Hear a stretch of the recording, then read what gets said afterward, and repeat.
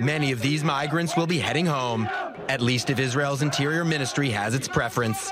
Israeli media reporting that the Interior Ministry is looking into sending Eritrean migrants in Israel back to Eritrea and sending Sudanese migrants back to Sudan. The ministry's moves on Eritrea have intensified after the breakthrough this month in Eritrea's relationship with its neighbor Ethiopia. Eritrea and Ethiopia were in a state of war for 20 years. This month, peace broke out. We have overcome the plot to spread hate and revenge among ourselves, and we are determined to move forward together to register in development, prosperity, and stability in all aspects.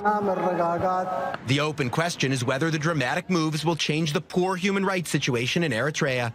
Speaking to I-24 News earlier this month, an Eritrean activist in Israel was skeptical. The Eritrean government right now tried to show how he is good and how he is eager to make change to the world.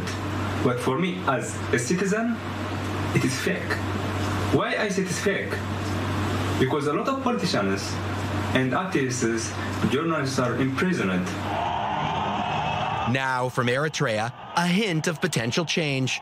Reports that the Eritrean government might end long terms of harsh military service, long condemned by the United Nations and human rights groups. These long terms of service were the basis for many Eritreans to claim refugee status abroad. The developments in Eritrea could impact Israel. So far, Israel has not had a policy of deporting Eritreans back home against their will. If military service in Eritrea is shortened, then the Israeli government might have the legal grounds it wants to deport 27,000 Eritrean migrants back to Eritrea. Naftali Bennett, a key partner in Israel's governing coalition, was enthusiastic about the news. The vagaries of service in the Eritrean military could have a big impact on politics in Israel. Owen Alterman, I-24 News.